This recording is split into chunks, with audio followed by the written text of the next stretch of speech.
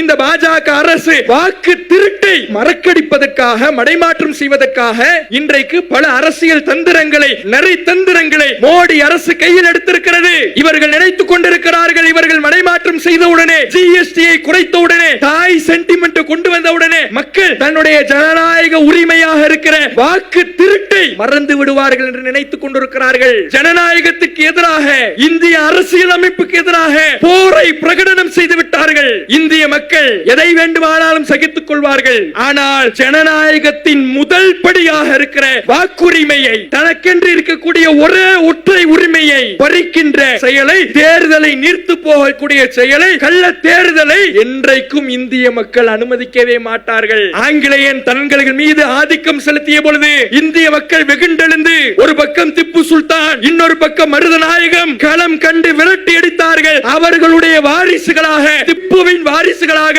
மருதநாயகத்தின் வாரிசுகளாக இந்திய மக்கள் இந்த ஆரிய படையை விரட்டி அடிக்க தயங்க மாட்டார்கள். அஸ்ஸலாமு அலைக்கும் வரஹ்மத்துல்லாஹி வபரகாத்துஹு. கண்ணியம் நிறைந்த எல்லாம் வல்ல அல்லாஹ்வின் நல்லடியார்களே, தமிழ்நாடு தௌஹீத் ஜமாத் தஞ்சை தெற்கு மாவட்டத்தின் சார்பாக ஏற்பாடு செய்யப்பட்டிருக்கிற வாழ்வுரிமை மீட்பு மாநாட்டிலே தங்கள் வாழ்வுரிமை கோரிக்கைகளை அரசாங்கத்துக்கு தெரியப்படுத்துகின்ற வகையிலே இந்த சமுதாயம் இங்கே திரண்டிருக்கிறது. இந்த நேரத்தில் பாசிச ஆட்சியும் பறிபோகும் உரிமைகளும் என்ற தலைப்பு வழங்கப்பட்டு இருக்கிறது. பாசிசம் என்பது உலக வரலாற்றில் தனக்கென்று சில கருப்பு அத்தியாயங்களை எழுதியிருக்கிறது. ஒரு நாட்டில் ஜனநாயக உரிமைகள் குழி தோண்டி புதைக்கப்பட்டு மக்கள் நலனில் எந்தவிதமான அக்கறைகளும் காட்டாமல் மக்களுடைய உரிமைகளை உதாசீனப்படுத்தி ஆட்சியாளர்கள் தங்களுடைய காட்டு தர்பாரை கட்டவிழ்த்து விடுவார்கள் என்றால் அதுதான் பாசிசம். இந்த பாசிசத்திற்கு உலக வரலாற்றிலே பல எடுத்துக்காட்டுகள் இருந்தாலும் பாசிசம் என்று சொன்னாலே மக்களுடைய நினைவுக்கு வருவது இத்தாலியுடைய முசோலினியும் ஜெர்மனியின் ஹிட்லரும் தான். இருவரும் பாசிசத்திற்கு எடுத்துக்காட்டுகளாக, சர்வாதிகாரிகளாக, மக்களை கொன்று குவிக்கக்கூடியவர்களாக, தங்களுடைய பாசிச சிந்தனைக்கு லட்சக்கணக்கான மக்களை பலியாக்கியவர்களாக வரலாற்றில் பதியப்பட்டிருக்கிறார்கள். முன்னாள் உச்ச நீதிமன்ற நீதிபதி மார்க்கண்டேய கட்ஜு அவர்கள் தன்னுடைய ஒரு ஆக்கத்தில் குறிப்பிட்டார், ஹிட்லரை பற்றி படிக்கின்ற பொழுது இந்திய பிரதமர் மோடியும் ஹிட்லரும் பல விஷயங்களில் ஒன்றுபட்டு இருப்பது சுவாரஸ்யமாக இருக்கிறது என்று குறிப்பிட்டுவிட்டு, neither had anything in their heads except hatred. இந்த இருவருமே, ஹிட்லரும் சரி மோடியும் சரி, தங்கள் இருவருடைய மண்டை கபாலத்திற்குள்ளே வெறுப்பை தவிர வேறு எதுவுமே அவர்கள் வைத்திருக்கவில்லை. அவர்களுடைய மண்டையை திறந்து பார்த்தால் அதற்குள்ளே வெறுப்பு தான் நிறைந்திருக்கும் என்று அவர் பதிவிட்டுவிட்டு, ஹிட்லருக்கு யூதர்களின் மீது வெறுப்பு, மோடிக்கு இஸ்லாமியர்களின் மீது வெறுப்பு என்று தன்னுடைய ஆக்கத்தில் குறிப்பிட்டிருந்தார். இப்படி பல விஷயங்களிலே சர்வாதிகாரியாக திகழ்ந்த, பாசிசவாதியாக திகழ்ந்த ஹிட்லருக்கு ஒப்பாக பிரதமர் மோடியினுடைய செயல்பாடுகள் இருக்கிறது என்பதை நீதித்துறையை சார்ந்தவர்கள், ஜனநாயக ஆதரவாளர்கள், மக்கள் செயல்பாட்டாளர்கள் என்று பலரும் கருத்து தெரிவித்திருப்பதை பார்க்கின்றோம். ஏன் ஹிட்லர் மக்களால் தேர்ந்தெடுக்க ஆட்சியாளராக, ஜெர்மனியின் ஆட்சியாளராக தேர்ந்தெடுக்கப்பட்டான். மக்களால் தேர்ந்தெடுக்கப்பட்ட பிறகு தன்னுடைய சர்வாதிகாரத்தால், தன்னுடைய பாசிசத்தால், அதற்கு பிறகு வரக்கூடிய தேர்தல்களை அர்த்தமற்றதாக மாற்றினான் ஹிட்லர். ஒரு ஜனநாயகம் எப்போது நிலைநிறுத்தப்படும் என்றால், அரசை தேர்ந்தெடுக்கின்ற உரிமை மக்களிடத்திலே இருக்க வேண்டும். அதுதான் ஜனநாயகம். அரசை தேர்ந்தெடுக்கின்ற, தன்னை ஆளுகின்ற நபர்களை தேர்ந்தெடுக்கின்ற, முன்மொழிகின்ற உரிமை மக்களிடத்தில் இருக்க வேண்டும். ஆனால் ஹிட்லர் பதவிக்கு வந்தவுடனே மக்கள் தேர்ந்தெடுக்கின்ற தேர்தலை ஒரு அர்த்தமற்ற காரியமாக மாற்றி நீர்த்து போக செய்தான். இன்றைக்கு இந்திய பிரதமர் மோடி செய்து கொண்டிருப்பது என்ன? 2014 ஆட்சி பீடத்திலே பாஜக அமர்ந்தது. ஆட்சி கட்டிலே அமர்ந்த பொழுது அதற்கு முன்பு காங்கிரசுக்கு எதிரான ஏராளமான பிரச்சாரங்கள் முன்மொழியப்பட்டு மக்களுடைய வெறுப்பும் ஊழல் குற்றச்சாட்டுகளும் காங்கிரசுக்கு எதிராக திரும்பியதினால்தான், மீடியாக்களினுடைய சூழ்ச்சிகளினால்தான் மோடி அரசு கட்டிலே அமர்ந்து விட்டார் என்று அனைத்து மக்களும் பேசிக் கொண்டார்கள். 2014 ஆட்சியில் அமர்ந்த பிறகு மக்களுக்கான எந்த விதமான நலத்திட்டங்களும் செய்யாமல் மக்களை காவு வாங்குகின்ற பல சட்டங்களை இயற்றிய காரணத்தினால் பாஜக அரசுக்கு எதிராக மக்களுடைய வெறுப்பும் மக்களுடைய கோபமும் திரும்பி இருந்தது. ஆனால் அந்த 2019 அவர்கள் ஆட்சியை பிடித்தார்கள். அப்போதே பல ஜனநாயக சக்திகள் சந்தேகத்தை கிளப்பினார்கள். இதற்கு வாய்ப்பில்லை, இது அசாத்தியமானது, இந்த வெற்றி நேர்மையாக கிடைத்திருப்பதற்கு அர்த்தமே இல்லை என்றெல்லாம் கருத்துக்களை தெரிவித்தார்கள். அதை தொடர்ந்து 2019 ஆட்சியிலே அமர்ந்த பிறகு இன்னும் மோசமாக மக்களுடைய கோபம் எல்லாம் பாஜகவுக்கு எதிராகவும் மோடி அரசுக்கு எதிராகவும் திரும்பியது. இனிமேல் இவர்கள் ஜெயிக்க வாய்ப்பே இல்லை, ஆட்சி கட்டிலை அலங்கரிக்க வாய்ப்பே இல்லை, இவர்கள் கோல்மால் செய்தால்தான் ஆட்சி கட்டிலை பிடிக்க முடியும் என்று மக்கள் அனைவரும் ஒருமித்து இருந்த நேரத்திலும் கூட 2024 ஆட்சியை பிடித்தார்கள். இது மக்களுக்கு வலுவான சந்தேகத்தை எழுப்பியது. எப்படி ஆட்சிக்கு வந்தார்கள்? கல்வி குறைவாக இருக்கிற வட இந்தியர்களால் ஓட்டு போடப்பட்டு ஆட்சிக்கு வந்து விட்டார்களா? அல்லது இவிஎம் ஓட்டு மிஷினிலே ஹேக் செய்து தங்களுடைய போலி வாக்குகளை செலுத்தி ஆட்சிக்கு வந்து விட்டார்களா? இப்படியான சந்தேகங்கள் வலுத்துக் கொண்டிருந்த வேளையிலே எதிர்க்கட்சி தலைவர் ராகுல் காந்தி அவர்கள் சமீபத்திலே இந்தியாவையே அலறவிட்ட ஒரு அறிக்கையை வெளியிட்டார். என்ன அறிக்கை? அவர்கள் வட இந்தியர்களை கைக்குள் போட்டு வைத்துக் கொள்ளவில்லை, பாசிச சக்திகள் இவிஎம்ஐ ஹேக் செய்யவில்லை, தேர்தல் ஆணையத்தையே ஹேக் செய்து தங்கள் கைகளுக்குள்ளே அவர்கள் போட்டுக்கொண்டு வைத்திருந்திருக்கிறார்கள் என்று தரவுகளோடு பல ஆதாரங்களோடு தகவலை பரிமாறுகிறார். ஓட்டு திருட்டு, வாக்கு திருட்டு இந்த மோடி தலைமையிலான அரசினால் அவர்களுடைய கைப்பாவையாக செயல்படுகின்ற தேர்தல் ஆணையத்தினால் முன்னெடுக்கப்பட்டு தான் பாஜக ஆட்சியை பிடித்திருக்கிறது. நேர்மையாக வரவில்லை. மக்களினுடைய உரிமையை, ஜனநாயகத்தின் முக்கிய தூணராக இருக்கிற தேர்தலை நீர்த்து போக செய்து அர்த்தமற்றதாக்கி தன்னுடைய சர்வாதிகாரத்தை நிலைநாட்டிதான் மோடி ஆட்சி கட்டிலை பிடித்திருக்கிறார் என்று ராகுல் காந்தி தெரிவித்து பல அதிர்ச்சிகர தகவல்களை பரிமாறினார். அவர் பரிமாறிய தகவல்கள் என்ன?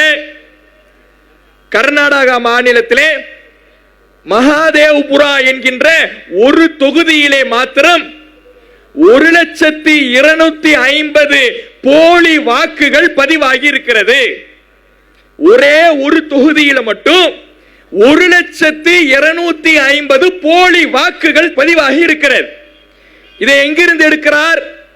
தேர்தல் ஆணையத்தினுடைய அபிஷியல் தரவுகளில் இருந்து இதை அவர்கள் பல நாட்கள் இதற்காக உழைத்து இதனுடைய அறிக்கையை சமர்ப்பிக்கிறார். அந்த தேர்தல் ஆணையத்தினுடைய அபிஷியல் அறிக்கையில அவர்கள் எடுத்த தரவுகளை பார்த்தால் நம்ம எல்லாம் எவ்வளவு முட்டாளாக அவர்கள் கருதி கொண்டிருக்கிறார்கள். தேர்தலையே குழி தோண்டி புதைத்து ஜனநாயகத்தை வீழ்த்தி பாசிசத்தை அரங்கேற்றி சர்வாதிகாரத்தை நோக்கி இவர்கள் கடத்தி சென்று கொண்டிருக்கிறார்கள் என்பதை நம்மால் புரிந்து கொள்ள முடியும். என்ன வேலை செய்திருக்கிறார்கள்? இந்த 1,250,000 வாக்குகள்ல 40,000 வாக்குகள் போலி அட்ரஸ்ல பதிவு செய்யப்பட்டிருக்கிறது. போலி விலாசம், போலி அட்ரஸ்ல 40,000 வாக்குகள் பதிவு செய்யப்பட்டிருக்கிறது. அதை வகைப்படுத்துகிறார். எப்படி போலி அட்ரஸ் தெரியுமா? சில வாக்காளர்களுடைய அந்த தரவை எடுத்து பார்த்தால் அவர்களுடைய அட்ரஸ் டோர் நம்பர் 0 என்று இருக்கிறது. வீட்டுக்கு டோர் நம்பர் 0 இருக்குமா? 1, 2, 3, 50, 60 என்று இருக்கும். பழைய எண் புதிய எண் என்று பதியப்பட்டிருக்கும். ஆனால் பலருடைய அட்ரஸ்ல டோர் எண், கதவு எண் என்பது 0. இந்த 0 எங்கப்பா இருக்குது கதவு? தேடி பார்க்கறாங்க. அந்த தொகுதியில அந்த அட்ரஸ்ல 0ங்கிற கதவு எண் எங்க இருக்குதுன்னு தேடுறாங்க. எங்கேயுமே இல்லை. போலியாக 0 என்று அட்ரஸ் போட்டிருக்கிறாங்க. இன்னும் சிலரை பார்த்தோம்னா ஒரே அட்ரஸ்ல ஒரே ஒரு வீடு, ஒரு பெட்ரூம் இருக்கக்கூடிய ஒரு சின்ன வீடு. அந்த வீட்டுல அந்த வீட்டினுடைய அட்ரஸ்ல 80 வாக்காளர்கள் பதிவாகி இருக்கிறார்கள். ஒரு வீட்டுல எத்தனை சராசரியாக வாக்காளர்கள் இருப்பார்கள்? 4 பேர் இருக்கலாம், 5 பேர் இருக்கலாம். அது எப்படிப்பா 80 வாக்காளர்கள் ஒரு வீட்டில் இருக்கிறாங்க? அவ்வளவு பெரிய குடும்பமாக, கூட்டு குடும்பமாக வாழ்றாங்கன்னு பார்த்தா அந்த வீடு ஒரே ஒரு பெட்ரூம் இருக்கிற சின்ன வீடு. அந்த சின்ன வீட்டுக்குள்ள 80 வாக்காளர்கள், அதாவது 18 வயதுக்கு மேற்பட்டவர்கள் 80 பேர் ஒரே அட்ரஸ்ல இருக்கிறாங்கன்னு பதிவு செஞ்சிருக்கிறாங்க. இதையெல்லாம் விட வேடிக்கை என்ன தெரியுமா? ஒரு பீர் ஃபேக்டரியினுடைய அட்ரஸ், ஒரு பீர் ஃபேக்டரி, அந்த பீர் ஃபேக்டரியினுடைய அட்ரஸ் பதிவு செஞ்சிருக்கிறாங்க சில வாக்காளர்களுக்கு. அந்த பீர் ஃபேக்டரியினுடைய அட்ரஸ்ல எத்தனை வாக்காளர்கள் வராங்க தெரியுமா? 46 வாக்காளர்கள். ஒரு வீட்டுக்கு 80 வாக்காளர்கள். ஒரு பீர் ஃபேக்டரியினுடைய அட்ரஸ்ல 46 வாக்காளர்கள். இப்படி போலியாக பல வாக்காளர்களை இந்த பாஜக தேர்தல் ஆணையத்தை தன் கைக்குள்ளே போட்டுக்கொண்டு தனக்கு வேலை செய்கின்ற கூலி படையாக தேர்தல் ஆணையத்தை பயன்படுத்தி போலி வாக்காளர்களை உருவாக்கி இருக்கிறது. சரி, 80 பேரை ஒரு அட்ரஸ்ல உருவாக்குனாங்கல்ல, அந்த இடத்துல அப்படியான ஆட்கள் இருக்கிறாங்களா? ஒரு டீம் போகுது, அந்த அட்ரஸுக்கு போகுது, அந்த வீட்டுக்கு போகுது. இந்த இடத்துல 80 ஓட்டர்ஸ் இருக்கிறாங்களே, இந்த வீட்டுல வாழ்ந்தாங்களா? எத்தனை வருஷமா இங்க இருக்கிறீங்க? ஒருத்தர் சொல்றாரு, நான் 35 வருஷமா இங்கதான் இருக்கிறேன், இப்படி யாரையுமே நான் பார்த்ததே கிடையாது. இல்லாத ஆட்களை உருவாக்கி அவர்களுக்கு போலி விலாசத்தை கொடுத்து ஒரு வீட்டில 80 போலி வாக்காளர்களை உருவாக்கி இருக்கிறது. இன்னும் சில பேரை பார்த்தா ஒரு ஆளு 3 மாநிலத்தில் ஓட்டு போட்டிருக்கிறான். ஒரே ஆளு. அந்த ஒரு ஆளுனுடைய ஓட் லிஸ்ட், அந்த ஓட்டருடைய பெயர், வாக்காளருடைய பெயர் 3 மாநிலத்தில் இருக்குது. கர்நாடகா, பீகார், உத்தரப்பிரதேசம். இந்த 3 மாநிலங்கள்ல ஒரே வாக்காளர் போய் ஓட்டு போட்டுட்டு வந்திருக்கிறான். இவ்வளவு பெரிய மோசடி பாருங்க. இன்னும் பார்த்தீங்கன்னா சிலருடைய தகப்பனார் பெயர் என்ன பண்றனா, எவ்வளவு முட்டாளாக நம்மை கருதுகிறார்கள் என்று பாருங்கள். இந்திய மக்கள் கேள்வி கேட்க மாட்டார்கள், புரட்சிக்கு இறங்க மாட்டார்கள், குரல் கொடுக்க மாட்டார்கள் என்ற அசட்டு தைரியத்தில் அவன் எப்படியான ஒரு திருகு தாளத்தை இவர்கள் செய்திருக்கிறார்கள் தெரியுமா? தகப்பனார் பெயர் என்னடான்னு கேட்டா ABCD EFGH HIJK LMNOP, இதெல்லாம் தகப்பனார் பேரா. எப்படி எவ்வளவு பெரிய அயோக்கியத்தனம்! எவன் கேள்வி கேட்க போறான், யாரு வர போறா, யாரு குரல் கொடுக்க போறா என்ற சர்வாதிகார திமிரிலே இந்த அயோக்கியர்கள் செய்த வேலையை பாருங்கள். இப்படி தகப்பனார் பேரை எடுத்தோம்னா இப்படி ABCD அடிச்சு விட்டு இருக்கிறான். சில தகப்பனார் பேர் புள்ளி தான், டாட், ஒரே ஒரு புள்ளி மட்டும் இருக்குது. அப்ப இப்படி வாக்குகளை திருடி இந்த பாஜக தன்னுடைய வெற்றியை தேடிக்கொள்கிறது. இன்னும் இதெல்லாம் வேடிக்கை என்ன தெரியுமா? ஒரு வீட்டு அட்ரஸ், அந்த வீட்டு அட்ரஸ்ல 3 பேருக்கு வாக்காளர் அடையாள அட்டை கொடுத்து 3 பேர் வாக்கு செலுத்தி இருக்கிறாங்களாம். அந்த 3 பேர் பேர் என்ன தெரியுமா? குடும்ப தலைவர் குட்டா பாபு, குடும்ப தலைவி குட்டியா பாபு, பையன் டாக் பாபு. குட்டானா ஹிந்தியில ஆம்பள நாயி, குட்டியானா ஹிந்தியில பொம்பள நாயி. போட்டோ என்ன? நாய் போட்டோ இருக்குது. வாக்கு செலுத்தியவர்களுடைய அந்த ஸ்லிப்ல நாய் போட்டோ, குட்டா பாபு ஒரு நாய் போட்டோ, குட்டியா பாபு பொம்பள நாய் பாபு ஒரு நாய் போட்டோ, டாக் பாபு பையன் பேர் என்னவா டாக் பாபு அவனுக்கு ஒரு போட்டோ, நாய் போட்டோ, 3மே நாய் போட்டோ. இதை பயன்படுத்தி வாக்கு செலுத்தி இருக்கிறார்கள், வாக்கை பதிவு செய்திருக்கிறார்கள். அப்ப இவ்வளவு மோசமாக தன்னுடைய வாக்கு திருட்டை இந்த மோடி அரசாங்கம் செய்திருக்கிறது. இன்னும் பார்த்தீங்கன்னா சகுன் ராணி என்கின்ற ஒரு பெண்மணி, இந்த பெண்மணி இவங்க 2 இடத்துல தன்னுடைய வாக்கை செலுத்தி இருக்கிறார்கள். ராகுல் காந்தி தன்னுடைய அறிக்கையிலே தெரியப்படுத்தினார்.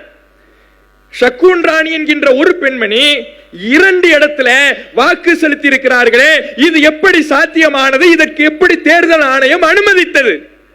கேள்வி கேட்கிறார். உடனே தேர்தல் ஆணையம் பொங்கிக்கிட்டு வருது. அதை எப்படியாவது நிரூபிக்க முடியுமா?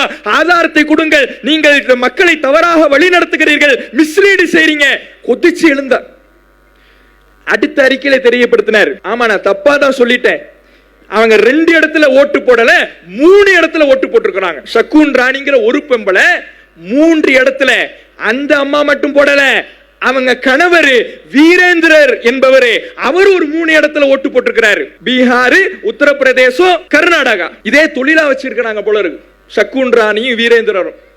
எலெக்ஷன் வந்துட்டா அவங்களுக்கு அசைன்மெண்ட் வந்துடும், இங்க போயிடுங்க, உங்களுக்கு ஓட் லிஸ்ட் தயாரா இருக்குது, நீங்க போய் ஓட்டு போட்டுட்டு வந்துருங்க.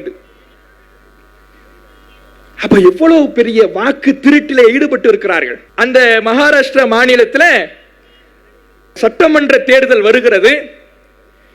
பாராளுமன்ற தேர்தலுக்கும் சட்டமன்ற தேர்தலுக்கும் இடையிலே 4 மாத இடைவெளி தான் இருக்கிறது. இந்த 4 மாத இடைவெளியில மகாராஷ்டிரா மாநிலத்தில் புதிதாக 41 லட்சம் புதிய வாக்காளர்களை தேர்தல் ஆணையம் இணைத்திருக்கிறது. 5 ஆண்டு சர்வேயை எடுத்து பார்த்தாலே 30 லட்சத்தை தாண்டல.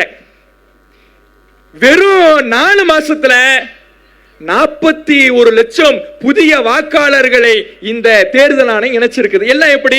குட்டா பாபு குட்டியா பாபு கணக்கு தான். நாய்க்கெல்லாம் ஓட்ட கொடுத்து 41 லட்சம் கள்ள ஓட்டுகளை, போலி வாக்காளர்களை இந்த மோடி அரசாங்கம் உருவாக்கி இருக்கிறது. இன்னும் இந்த தேர்தல் ஆணையத்தின் துணை கொண்டு, தேர்தல் ஆணையத்தை தன்னுடைய கூலிப்படையாக பயன்படுத்தி மோடி அரசாங்கம் செய்த இந்த தில்லுமுள் கொஞ்ச நெஞ்சம் கிடையாது. ஒவ்வொரு பூத்திலையும் 5 மணி அளவுல அன்றைய நிலவரத்தை பதிவு செய்வாங்க. ஒவ்வொரு பூத்திலையும் 5 மணி வரை இருக்கக்கூடிய நிலவரம் என்ன, மாலை 5 மணிக்கு நிலவரம் என்ன பதிவு செய்வாங்க. அடுத்த நாள் அதையெல்லாம் ஃபைனல் பண்ணி கரெக்டான நிலவரத்தை தெரிவிப்பார்கள். இந்த 5 மணிக்கு தெரிவித்ததற்கும் அடுத்த நாள் தெரிவிக்கின்ற நிலவரத்திற்கும் சராசரியாக ஒரு 0.5% அல்லது 1% வித்தியாசம் இருக்கும். இதான் இயல்பு. ஆனால் மகாராஷ்டிரா மாநிலத்தில் இந்த தரவுகளை வெளியிடுறாங்க. 5 மணிக்கு வெளியிடப்பட்ட தரவுக்கும் அடுத்த நாள் வெளியிடப்பட்ட தரவுக்கும் இடையில 7.83% அளவுக்கு வாக்கு அதிகரித்திருக்கிறது. மாலை 5 மணிக்கு மேல கிட்டத்தட்ட அதனுடைய வாக்கு எண்ணிக்கை மட்டும் 1 கோடியை தொடும். அந்த அளவுக்கு அவர்கள் 5 மணிக்கு மேல இந்த வாக்கை போலி வாக்குகளை செலுத்தி இருக்கிறாங்க.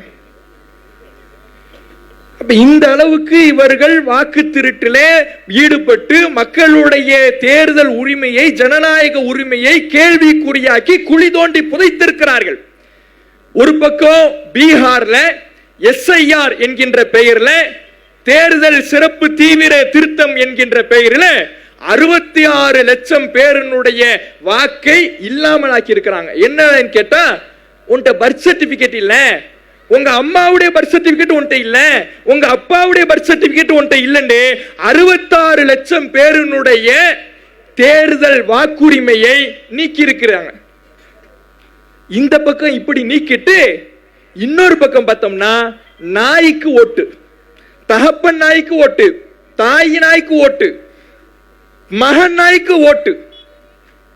அப்ப என்ன செய்கிறது? தனக்கு யாரெல்லாம் வாக்களிக்க மாட்டார்கள் என்ற உறுதியை இந்த பாஜக அரசு தெரிந்து கொள்ளுகிறதோ அவர்களுடைய வாக்குகளை நீக்கி தன்னுடைய வெற்றிக்காக நாய்க்கு கூட ஓட்டுரிமையை கொடுத்து போலி வாக்குகளை உருவாக்கி தன்னுடைய வெற்றியை, திருட்டு வெற்றியை இந்த ஓட்டு திருட்டின் மூலமாக தேடிக்கொண்டிருக்கிறது இந்த பாஜக அரசு. இவ்வளவு பெரிய அயோக்கியத்தனத்தை செஞ்சுக்கிட்டு இருக்கிறாங்க. இது இன்றைக்கு மிகப்பெரிய அளவுல நாட்டையே உலுக்கி இருக்கிறது. பீகாரிலே மிகப்பெரிய ஒரு புரட்சி வெடித்திருக்கிறது. பீகார் மாநிலத்திலே இந்த ஓட்டு திருட்டுக்கு எதிராக, வாக்காளர் நீக்கத்திற்கு எதிராக, SIRக்கு எதிராக மக்கள், லட்சக்கணக்கான மக்கள் திரண்டு குரல் கொடுத்து கொண்டிருக்கிறார்கள். இது ஒரு பக்கம். ஓட்டு திருட்டு என்பது இப்படி ஒரு பக்கம் நடந்துகிட்டு இருக்கு. இதுல வேடிக்கை என்ன தெரியுமா? இந்த தேர்தல் ஆணையம் ஞானேஷ்குமார் இருக்கார்ல, தேர்தல் ஆணையர், அவர் எப்படி நியமிக்கப்படுறார் தெரியுமா? ஒரு தேர்தல் ஆணையரை நியமிக்க வேண்டும் என்றால் பிரதமர், உச்சநீதிமன்ற நீதிபதி, தலைமை நீதிபதி, எதிர்க்கட்சி தலைவர், இந்த 3 பேரும் பெரும்பான்மை கருத்து யாரை காட்டுகிறார்களோ அவரைத்தான் தேர்தல் ஆணையராக நியமிக்க வேண்டும். இப்படிதான் முன்பு இருந்துச்சு சட்டம். இந்த மோடி அரசாங்கம் அதுல ஒரு சட்ட திருத்தத்தை பண்ணுது. எவ்வளவு பெரிய அயோக்கியத்தனம் பாருங்க. தன் பிடிக்குள்ளே தேர்தல் ஆணையத்தை போட்டுக்கொள்ள வேண்டும் என்பதற்காக சட்ட திருத்தத்தின் மூலமாக தன் செய்கின்ற காரியத்தை சாதித்துக் கொள்ளுகிறது இந்த பாஜக அரசு. என்ன செய்யறாங்க தெரியுமா? பிரதமர், எதிர்க்கட்சி தலைவர், உச்ச நீதிமன்ற நீதிமன்றம் இருந்தார்ல, அவரை நீக்கிட்டு மோடியினுடைய மத்திய அரசினுடைய கேபினட் அமைச்சர்கள்ல ஒருத்தவர். அவர் யாரு? மோடி சொல்றதுன்னு அவர் சொல்லுவார். அப்ப பெரும்பான்மை அவங்க சைடு போயிடுச்சு. அப்ப அவங்க யார நினைக்கிறாங்களோ அவர்தான் தேர்தல் ஆணையர். அப்படி வந்தவர் தான் இந்த ஞானேஷ்குமார் என்பவர். அவரை தன் கைக்குள்ளே போட்டுக்கொண்டு தேர்தல் ஆணையத்தை தன்னுடைய கூலிப்படையாக பயன்படுத்தித்தான் ஒவ்வொரு வெற்றியையும் இந்த பாஜக அரசு அடைந்து கொண்டிருக்கிறது என்பதை தரவுகளின் மூலமாக ராகுல் காந்தி வெளியிட்டிருக்கிறார். இப்படியான ஒரு மிகப்பெரிய சட்ட விரோதத்தை, சர்வாதிகாரத்தை இந்த மோடி அரசாங்கம் நிலைநிறுத்தி இருக்கிறது. இன்னொரு பக்கம் அமைச்சர்களுக்கு எதிரான ஒரு சட்ட திருத்த மசோதாவை தாக்கல் செய்திருக்கிறார் அமித்ஷா மக்களவையிலே. என்ன சட்ட திருத்தம்? அமைச்சர்கள், முதலமைச்சராக இருந்தாலும் அல்லது இன்ன பிற அமைச்சர்களாக இருந்தாலும், ஒரு மாநிலத்தினுடைய எந்த அமைச்சராக இருந்தாலும் அவரை நீக்குகின்ற அதிகாரம் மத்திய அரசால் நியமனம் செய்யப்படுகிற கவர்னருக்கு உள்ளது. அப்ப மக்களுடைய ஓட்டுக்கு என்ன மதிப்பு? மக்கள் ஓட்டு போட்டு, மக்கள் வாக்கு செலுத்தி இவர்தான் எங்களை ஆள வேண்டும் என்று ஒரு மாநிலத்தினுடைய முதல்வரை தேர்வு செய்தால் அவரை நீக்குகின்ற அதிகாரத்தை மத்திய அரசினுடைய கைக்கூலியாக நியமிக்கப்படுகின்ற கவர்னருக்கு மொத்த அதிகாரத்தையும் மத்திய அரசு வழங்குமாம். அப்படியான ஒரு சட்ட திருத்த மசோதாவை அமித்ஷா தாக்கல் செய்கிறார். கடுமையான எதிர்ப்பு. எதிர்க்கட்சிகள் அந்த சட்ட திருத்த மசோதாவை அங்கேயே கிழித்து எறிந்து அமித்ஷாவினுடைய முகத்தில் வீசுகிறார்கள். அந்த நேரத்திலேயும் திமிர் பிடித்த சர்வாதிகாரியாக ஏளன சிரிப்பு சிரித்துக் கொண்டு அமித்ஷா அந்த சட்ட மசோதாவை தாக்கல் செய்கிறார். இதுல என்ன சாரம்சம் தெரியுமா? ஒரு அமைச்சரின் மீதோ அல்லது முதலமைச்சரின் மீதோ ஒரு வழக்கு பதியப்படுகிறது, ஒரு கேஸ் போடப்படுதுன்னா அந்த கேஸினுடைய தன்மை 5 ஆண்டுகள் வரை சிறை தண்டனை பெறக்கூடிய வகையில் அமைந்த ஒரு கேஸ் ஒரு அமைச்சரின் மீதோ ஒரு முதலமைச்சரின் மீதோ வழக்கு பதியப்படுகிறது என்றால், அவர் விசாரணைக்காக வழக்கு தீர்ப்பு சொல்லப்பட்ட அல்ல, குற்றம் நிரூபிக்கப்பட்ட அல்ல, விசாரணைக்காக மட்டும் 30 நாட்கள் அவர் சிறையிலே இருந்தாலேயே போதும், அவருடைய முதலமைச்சர் பதவி தன்னால் பறிபோய்விடும். இப்படி ஒரு சட்ட திருத்தத்தை கொண்டு வராங்க. இது என்ன தெரியுமா? முதல்ல இந்த சட்ட திருத்தத்தை கொண்டு வருகின்ற யோக்கியதை மோடி அரசுக்கு முதல்ல உள்ளதா? தப்பு செய்தால் எல்லோரும் தண்டிக்கப்பட வேண்டியவர்கள் தான், அதில் மாற்று கருத்து இல்லை. முதலமைச்சராக இருந்தாலும் அமைச்சராக இருந்தாலும் அவர்கள் தண்டிக்கப்பட வேண்டியவர்கள் என்பதில் எந்தவித ஐயப்பாடும் இல்லை. ஆனால் இந்த சட்ட திருத்தத்தை கொண்டு வருகின்ற யோக்கியதை அந்த அமைச்சரவைக்கு உள்ளதா? மோடியினால் கூட்டப்பட்டிருக்கின்ற 71 கேபினெட் அமைச்சர்களுக்கு உள்ளதா? அதுல 28 பேர் மீது கிரிமினல் வழக்கு இருக்குது. 71ல 28 பேர் மேல கிரிமினல் வழக்கு, பாலியல் குற்றம், ஆழ்கடத்தல், மிரட்டல், பொருளாதார மோசடி, அது இது என்று கிரிமினல் வழக்குகள் இருக்கிறது. அதை மீறி ஏன் போடுறாங்க தெரியுமா? அவங்களை கைது பண்ணணும், அவங்களுடைய அமைச்சர் பதவியை பறிக்கணுங்கிறதுக்காக இல்ல. ஏன்? மோடி அரசாங்கத்தினுடைய அடிவரடியாக ஒருவர் செயல்பட்டால், பாஜகவினுடைய அடிவரடியாக ஒருவர் செயல்பட்டால், அவர் மீது எந்த விதமான கிரிமினல் குற்றங்கள் நிரூபிக்கப்பட்டாலும் கூட அவர்களுக்கு எந்த விதமான ஆக்ஷனும் எடுக்கப்படாது. மல்யுத்த வீராங்கனைகள் நாட்கணக்கிலே போராடினார்கள். பாஜகவை சார்ந்த பூஷன் என்பவர் எங்களுக்கு பாலியல் துன்புறுத்தலை கொடுத்தார் என்று போராடினார்கள். சர்வதேச பிரச்சனையாக அது மாறியது. சர்வதேச அளவிலே அது குரல் கொடுக்கப்பட்டது. என்ன ஆச்சு? அவருக்கு எதிராக நடவடிக்கை எடுக்கப்பட்டுச்சா? இல்ல. ஏன்? அவர் பாஜக காரர், மோடியின் அறிவரடி, ஆக்ஷன் கிடையாது. அப்ப என்ன, எதுக்காக இந்த சட்ட திருத்தத்தை கொண்டு வராங்க தெரியுமா?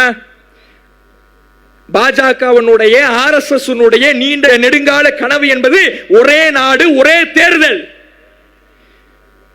முதலமைச்சர்களுடைய அதிகாரங்களை பறிக்க வேண்டும், நாட்டுக்கே ஒரே நாடு ஒரே தேர்தலை கொண்டு வர வேண்டும், இந்து ராஷ்டிரியத்தை அமைக்க வேண்டும் என்கின்ற தங்களுடைய பகல் கனவுக்காக இப்படி ஒரு சட்ட திருத்த மசோதாவை தாக்கல் செய்து இதன் மூலம் அமைச்சர்களை அடக்குமுறை செய்து பொய் கேசுகளை பதிவிட்டு அவர்களை விரட்டி அடித்து விடலாம், அவர்களை கலங்கப்படுத்தி விடலாம், அவர்களுடைய பதவியை பறித்து விடலாம். இதற்காகத்தான் கொண்டு வருகிறார்கள். ED, அமலாக்கத்துறை பாஜக அரசுடைய கூலிப்படையாக வேலை செய்கிறது என்பதை உச்ச நீதிமன்றமே தன்னுடைய கண்டனத்தின் மூலமாக தெரிவித்ததா இல்லையா? 5297 வழக்குகளை இந்த அமலாக்கத்துறை பதிவு செய்திருக்கிறது 2014 இருந்து. அதுல வெறும் 47 பேர் மேலதான் சார்ஜ் ஷீட் ஃபைல் பண்ணி கோர்ட்டுக்கு ட்ரையலுக்கு கொண்டு வந்திருக்குது. இந்த 47மே 0.7 1% கூட கிடையாது, 3/4% விட கம்மி. அந்த அளவுக்கு தான் குற்றத்தை நிரூபித்து தண்டனையை பெற்று தந்திருக்கிறது. அப்ப என்னன்னாலும் சொல்லலாம், ஈடியை வச்சு எப்படினாலும் மிரட்டலாம், போய் வழக்க போடலாம். இதுதான் பாஜகவினுடைய செயல்பாடாக இருக்கிறது. தங்களுக்கு எதிராக பேசுகின்ற எதிர்க்கட்சியினுடைய அமைச்சர்களாக இருப்பவர்களின் மீது இதுவரை 193 பேரின் மீது பாஜக அரசு வழக்கை தொடர்ந்திருக்கிறது. அதனுடைய ஒரு உந்து சக்தியாகத்தான் இப்படிப்பட்ட ஒரு சட்ட திருத்த மசோதாவை கொண்டு வந்து இந்த சட்ட திருத்த மசோதாவின் மூலம் பொய் வழக்குகளை போட்டு அது நிரூபிக்கப்படுது படல. அது இரண்டாவது விஷயம். 30 நாள் வச்சிட்டா போதுமே, அவர் பதவியிலிருந்து வெளியே ஆயிடுவார, அவருடைய பதவியை, முதலமைச்சர் பதவியை பறித்து விடலாமே. தமிழகம் போன்ற தங்களால் காலூன்ற முடியாத மாவட்டங்களிலே இது போன்ற கொள்ளைப்புறம் வழியாக புகுந்து விடலாம், தங்களுடைய இந்து ராஷ்டிரியத்தை அமைத்து விடலாம் என்கின்ற ஒரே நாடு ஒரே தேர்தல் என்கின்ற கனவை நிறைவேற்றி விடலாம் என்கின்ற ஒரு கோணத்தில் இப்படியான ஒரு சட்ட திருத்தத்தை கொண்டு வராங்க. எவ்வளவு பெரிய சர்வாதிகாரம் பாருங்க. மக்களால் வாக்களிக்கப்பட்டு ஒரு முதலமைச்சர் தேர்ந்தெடுக்கப்படுகிறார், அவருக்கு எந்த மதிப்பும் கிடையாது, மக்களுடைய வாக்குக்கு எந்த மதிப்பும் கிடையாது, அது அர்த்தமற்றது, அது நீர்த்து போக செய்யக்கூடியது என்று ஒரு கவர்னருக்கு எல்லா அதிகாரத்தையும் கொடுக்கிறாங்கன்னா, ஹிட்லர் எப்படி வாக்கு தன்னுடைய காலத்திலே, ஆட்சி காலத்திலே தேர்தலை நீர்த்து போக செய்தானோ அதே வேலையை இன்றைக்கு மோடி பார்க்கிறாரா இல்லையா? இதனால் தான் மார்க்கண்டேய கட்சி சொல்லுகிறார், மோடிக்கும் ஹிட்லருக்கும் பல ஒற்றுமைகள் ஒத்து போகிறது. இது ரெண்டுமே இன்றைக்கு நாட்டிலே மிகப்பெரிய பேசு பொருளா இருக்குது.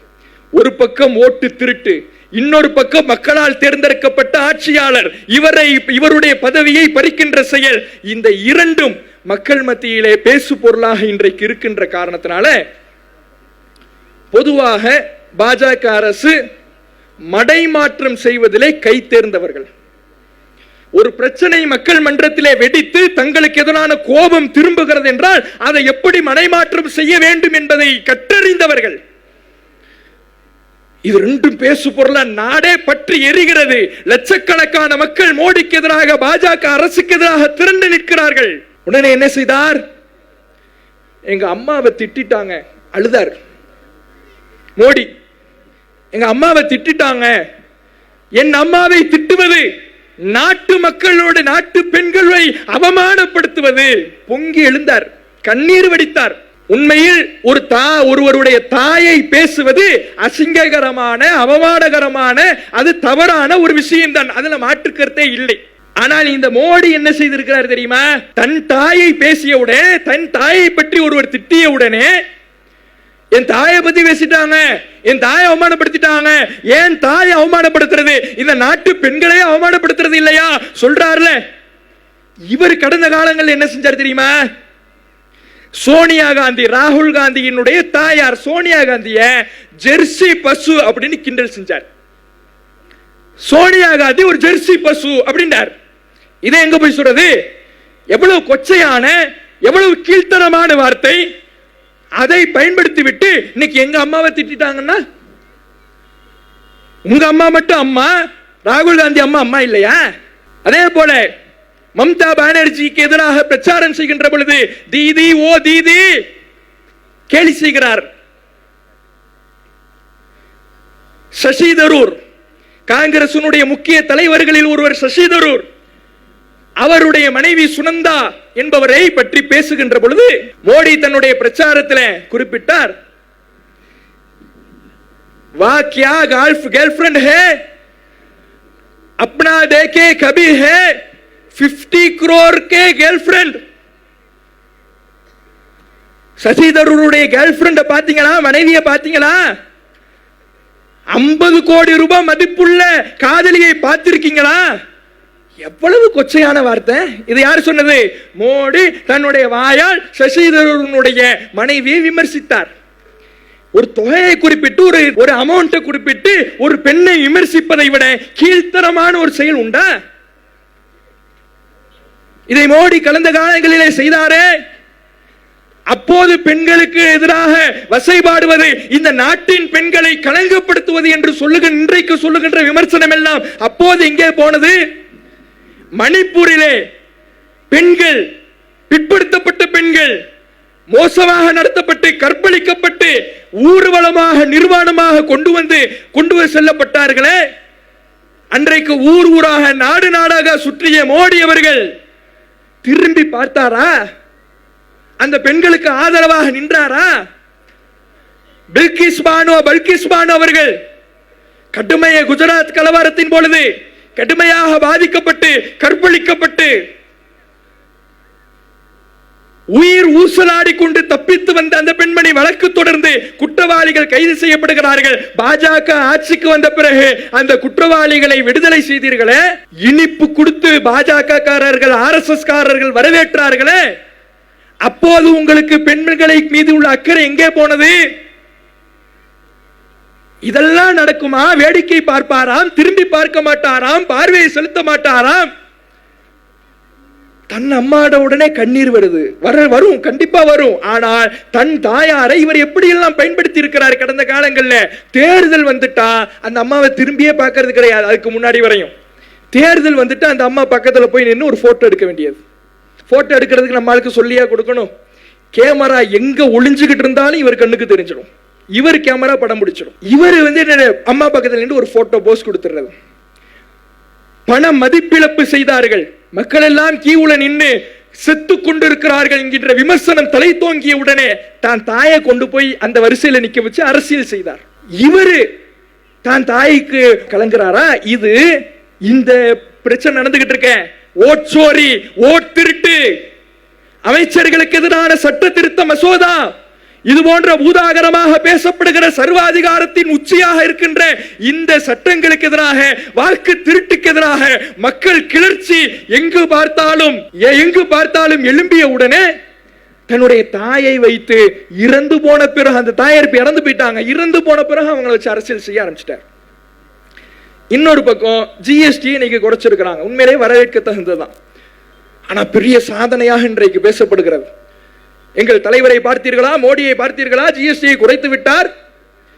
எப்படிப்பட்ட சாதனை! மக்கள் நலனிலே இவரை போன்ற அக்கறை உள்ளவர் உண்டா? சங்கிகள் வழக்கம் போல பிதட்ட ஆரம்பித்து விட்டார்கள். யாரா ஏத்துனா? கூட்டினதே உங்கால் தான்டா. அப்பெல்லாம் நீங்க என்ன சொன்னீங்க? நாட்டுக்காக நீ கொடுக்க மாட்டியா அப்படின்ற சங்கிகள் அப்ப என்ன சொன்னா? நாட்டுக்காக, நாட்டினுடைய வளர்ச்சிக்காக நீ கொடுக்க மாட்டியா அப்படின்னா. இப்ப குறைச்ச உடனே என்ன? மக்கள் நலனுக்காக அவர் குறைச்சிட்டாரு. இது எவ்வளவு நாள்? பீகார் தேர்தல் முடிகிற வரையும் இருக்கலாம், அவ்வளவுதான். அது சொல்ல முடியாதுல்ல. இவர் என்னைக்கு எப்ப முடிவெடுப்பாரு, எதை அறிவிப்பாருன்னு தெரியாது. இவர் என்ன குறைச்சிட்டாருன்னா அதை நம்ப முடியும்? அப்ப இது எவ்வளவு நாள் பீகார் தேர்தல் என்னன்னு தெரியாது. அதுலயும் பார்த்தீங்கன்னா ரொட்டி, புரோட்டா இதுக்கெல்லாம் வரி விலக்கு. தோசை இட்லிக்கு 5%. இதுல இன்னொரு அரசியல் வேற சொல்லப்படுது. ஏன்னா தோசை இட்லி எல்லாம் தமிழ்நாட்டு உணவு, அதனால் அதனுடைய வரியை இவர் விலக்கு அளிக்கவில்லை. ரொட்டி வடநாட்டு உணவு, அதற்கு விலக்கு அளித்து விட்டார். இப்படியான ஒரு கருத்தும் பேசப்படுது. அது தனி விஷயம். அப்ப மறக்கடிப்பதற்காக, மடைமாற்றம் செய்வதற்காக இன்றைக்கு பல அரசியல் தந்திரங்களை, நரி தந்திரங்களை இந்த பாஜக அரசு, மோடி அரசு கையில் எடுத்திருக்கிறது. இவர்கள் நினைத்துக் கொண்டிருக்கிறார்கள், இவர்கள் மடைமாற்றம் செய்தவுடனே, ஜிஎஸ்டியை குறைத்தவுடனே, தாய் சென்டிமெண்ட் கொண்டு வந்தவுடனே மக்கள் தன்னுடைய ஜனநாயக உரிமையாக இருக்கிற வாக்கு திருட்டை மறந்து விடுவார்கள் என்று நினைத்துக் கொண்டிருக்கிறார்கள். அவர்கள் அந்த பாசிச சக்திகள் ஜனநாயகத்துக்கு எதிராக, இந்திய அரசியல் அமைப்புக்கு எதிராக போரை பிரகடனம் செய்து விட்டார்கள். இந்திய மக்கள் எதை வேண்டுமானாலும் சகித்துக் கொள்வார்கள். இந்திய மக்கள் விலையேற்றத்தை சகித்துக் கொண்டு இருந்து விட்டார்கள். ஜிஎஸ்டியினால் விலை உயர்ந்ததை இதனால் வரை பொறுத்துக் கொண்டிருந்து விட்டார்கள். ஆனால் ஜனநாயகத்தின் முதல் படியாக இருக்கிற வாக்குரிமையை, தனக்கென்று இருக்கக்கூடிய ஒரே ஒற்றை உரிமையை பறிக்கின்ற தேர்தல் ஆணையத்தின் மீது கை வைக்கின்ற செயலை, தேர்தலை நீர்த்து போகக்கூடிய செயலை, கள்ள வாக்குகளை, கள்ள தேர்தலை என்றைக்கும் இந்திய மக்கள் அனுமதிக்கவே மாட்டார்கள். ஆங்கிலேயன் தங்கள் மீது ஆதிக்கம் செலுத்திய பொழுது, தன்னை ஆட்சி செய்ய அவன் முனைந்த பொழுது, ஆட்சி செய்து கொண்டிருந்த பொழுது இந்திய மக்கள் வெகுண்டெழுந்து, ஒரு பக்கம் திப்பு சுல்தான், இன்னொரு பக்கம் மருதநாயகம், ஆங்கிலேயர்களை விரட்டி அடிக்க களம் கண்டு விரட்டி அடித்தார்கள். அவர்களுடைய வாரிசுகளாக, திப்புவின் வாரிசுகளாக, மருதநாயகத்தின் வாரிசுகளாக இந்திய மக்கள் இந்த ஆரிய படையை விரட்டி அடிக்க தயங்க மாட்டார்கள். அப்ப மறக்க மாட்டோம். இந்த வாக்கு திருட்ட மறக்கடிக்க என்ன முயற்சி செஞ்சாலும் இன்னைக்கு மக்கள் மறக்கவில்லை. பீகாரிலே லட்சக்கணக்கான மக்கள் திரண்டு விட்டார்கள். ஒவ்வொரு மாநிலமும் இனிமேல் வெடிக்கும். ஒவ்வொரு மாநிலத்திலேயும் மக்கள் களத்திலே இறங்குவார்கள். ஹிட்லரை பார்த்தோம், முசோலினியை பார்த்தோம். இந்த சர்வாதிகாரிகள் பாசிச சக்திகளுடைய முடிவு என்ன ஆனது? மக்கள் புரட்சியை தாங்க முடியாமல் முசோலினி மக்களால் பிடிக்கப்பட்டு சுட்டு கொல்லப்பட்டு மக்கள் முன்னிலையிலே தூக்கில் ஏற்றப்பட்டு களிமரத்திலே ஏற்றப்பட்டார். இன்னொரு பக்கம் ஹிட்லர் மக்களுக்கு பயந்து சைனைடு உண்டு தன்னைத்தானே சுட்டுக்கொண்டு தற்கொலை செய்து கொண்டான். இதுதான் சர்வாதிகாரிகளுடைய பாசிச சக்திகளுடைய முடிவாக இருந்திருக்கிறது. இன்ஷா அல்லாஹ் இனி வரக்கூடிய காலத்திலே பாசிச சக்திகள் தன்னுடைய பாசிசத்தை தொடரும் என்றால், சர்வாதிகாரத்தை தொடரும் என்றால், இந்திய மக்கள் அந்த பாசிசத்திற்கு முடிவுரையை எழுதுவார்கள். அந்த காலம் வெகு தொலைவிலே இல்லை என்று கூறி எனது உரையை நிறைவேற்றுகிறேன். அஸ்ஸலாமு அலைக்கும். அல்லாஹு அக்பர், அல்லாஹு அக்பர்.